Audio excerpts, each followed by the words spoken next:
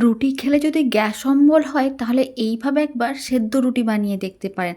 প্রত্যেকটা রুটি হবে বলের মতন ফুলকো, একেবারে নরম তুলতুলে। এই রুটি হাতে নেওয়ার পরেই বুঝতে পারবেন রুটিগুলো কতটা নরম তুলতুলে। খেতে যেমন ভালো হয় বানানো ঠিক ততটাই সহজ। আর এত নরম তুলতুলে ৩-৪ দিনও যদি রেখে দেন একই রকম নরম তুলতুলে থাকবে। বাসি হয়ে গেলেও রুটি একই রকম নরম তুলতুলে থাকবে, খেতে দারুণ লাগবে। তো চলুন দেরি না করে ঝটপট সেদ্ধ রুটিগুলো বানানো শুরু করা যাক। আর এই পদ্ধতিতে বানালে গ্যাস অম্বলও হবে না।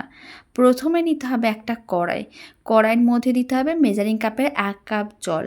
এখানে আমি কাপ মেপে দেখাচ্ছি, আপনারা চাইলে বাটি মেপেও জলটা নিতে পারেন। মেজারিং কাপের ১ কাপ জল নিয়েছিলাম, অল্প করে একটু লবণ দিলাম সামান্য পরিমাণ, চা চামচের ৪ ভাগের ১ ভাগ। আর অল্প করে একটু সাদা তেল দিলাম হাফ চামচের মতন। অল্প করে একটু তেল দিয়ে দিলে রুটি অনেক বেশি নরম তুলতুলে হয়, খেতে দারুণ লাগে। খুব ভালো করে সমস্ত কিছু মিশিয়ে নিতে হবে, জল খুব ভালো করে গরম করে নিতে হবে। প্রায় ২ থেকে ৩ মিনিট জলকে খুব ভালো করে ফুটিয়ে নিয়েছিলাম। এখন ফ্লেমটা লোতে করে দিলাম। এখন আমি দিয়ে দিচ্ছি মেজারিং কাপের ১ কাপের মতন আটা।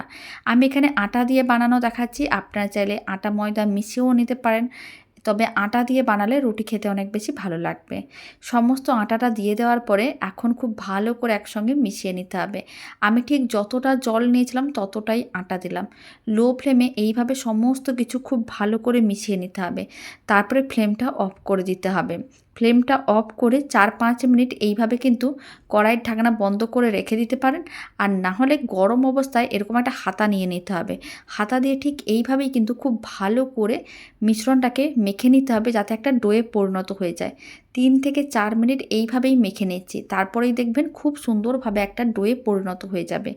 বাড়িতে এই পদ্ধতিতে একবার যদি রুটি বানানো শিখে যান তাহলে অন্য কোনো রুটি বা অন্য কোনো পদ্ধতিতে বানাতে মন চাইবে না। এই রুটি এতটাই নরম তুলতুলে হয় আর খেতে ঠিক ততটাই ভালো হয়।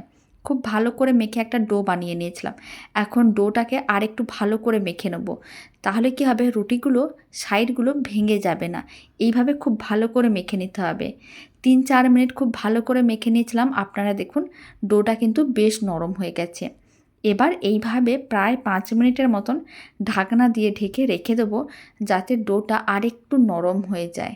এখন ৫ মিনিট এইভাবে রেখে দিচ্ছি কারণ ডোটা ভীষণ গরম। গরম অবস্থায় ভালো করে মেখে নিয়েছিলাম। এখন ৫ মিনিট হয়ে গেছে, এবার ঢাকনাটা খুলে নিলাম।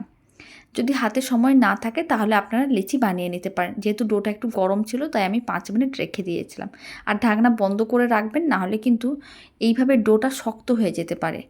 এখন লেচি কেটে নেব। তার জন্য এরকমই মিডিয়াম সাইজের টুকরো করে লেচিগুলো কেটে নিচ্ছি। আপনারা আপনাদের পছন্দ মতন ছোটো বা বড় করে লেচিগুলো কাটতে পারেন। আমি রুটি বা পরোটা করার জন্য যেরকমই লেচিগুলো বানাই ঠিক সেরকম করে লেচিগুলো কেটে নিয়েছিলাম। তারপরে এক একটা করে লেচি নিতে হবে আর এইভাবে গোল করে প্রেস করে চ্যাপটা করে নিতে হবে। সমস্ত লেচিগুলো এই একইভাবে রেডি করে নেব।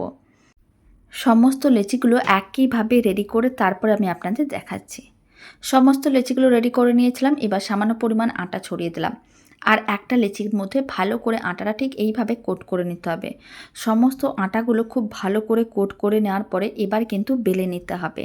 আর ঠিক একইভাবে বেলে নিতে হবে, যেরকম রুটি বা পরোটা করি ঠিক সেরকম করেই বেলে নিতে হবে। আর আপনারা দেখুন কত সুন্দরভাবে রুটিটা রেডি হচ্ছে। বাড়িতে বানিয়ে দেখতে পারবেন। একবার এই রুটিগুলো বাড়িতে বানালে অন্য কোনো রুটি খেতে ভালো লাগবে না, কারণ এই রুটিগুলো এতটাই নরম তুলতুলে হয়। সমস্ত রুটিগুলো একইভাবে বেলে নেব। এই রুটিটা রেডি হয়ে গেছে, এবার আমি এক সাইডে রেখে দিচ্ছি। বাকি রুটিগুলো একইভাবে বেলে নিয়ে তারপর আমি আপনাদের দেখাচ্ছি। আর আপনারা দেখুন রুটিটা কতটা পাতলা, দেখেও কিন্তু বোঝা যাচ্ছে।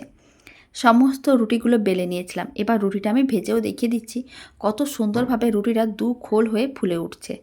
প্রথমে একটা তাওয়াকে গ্যাসের ওভেনের উপরে বসিয়ে দিয়েছিলাম। একটা রুটি আমি তাওয়ার উপরে দিয়ে প্রথমে উল্টে পাল্টে দুদিকে হালকা করে একটু ভেজে নিতে হবে। আর এইভাবে ১০-১৫ সেকেন্ড একটু উল্টে পাল্টে রাখতে হবে, নাহলে কিন্তু রুটির একটা সাইড পুড়ে যেতে পারে। ফ্লেমটা মিডিয়াম টু হাইতেই আছে। আর এইভাবে একটু প্রেস করবেন, দেখবেন রুটিটা খুব সুন্দরভাবে বলের মতন ফুলকো হয়ে যাচ্ছে। আমি তাওয়াতেই বানানো দেখিয়ে দিলাম। এবার কিন্তু রুটিটা তুলে একটা যে কোনো জায়গায় রেখে দিতে পারেন। হটপটে রাখার কোনো দরকার নেই, নর্মাল প্লেটে রেখে দেবেন। ঠান্ডা হলেও কিন্তু একই রকম নরম তুলতুলে থাকবে। আমি হটপটে রাখছি না, জাস্ট এমনি একটা প্লেটের মধ্যে রেখে দিচ্ছি। আবারও আমি একটা রুটি একইভাবে ভেজে দেখিয়ে দিচ্ছি। আপনারা দেখুন, রুটিটাকে প্রথমে দিয়ে দেওয়ার পরে এদিক ওদিক হালকা করে একটু ভেজে নিতে হবে, তারপর ঠিক একইভাবে একটু প্রেস করে দিতে হবে। তাহলে কিন্তু রুটিটা খুব সুন্দরভাবে ফুলে উঠবে। সমস্ত রুটিগুলো একইভাবে ভেজে নিয়ে তারপরে আমি আপনাদের দেখাচ্ছি। সমস্ত রুটিগুলো ভেজে নিয়েছিলাম, তারপর একটা প্লেটের মধ্যে নিয়ে নিয়েছি। এবার আপনারা দেখুন রুটিগুলো কতটা নরম তুলতুলে হয়েছে, পুরো তুলোর মতন নরম তুলতুলে। আর এই রুটি খেতে এত ভালো হয়, না বানালে বুঝতে পারবেন না। দারুণ স্বাদের সেদ্ধ রুটির রেসিপিটা আপনাদের কেমন লাগলো কমেন্ট বক্স জানাতে একেবারেই ভুলবেন না। আর ভালো লেগে থাকলে আপনারা যদি ফেসবুক থেকে রেসিপিটা দেখছেন, পেজটিকে ফলো করে নেওয়ার অনুরোধ রইল।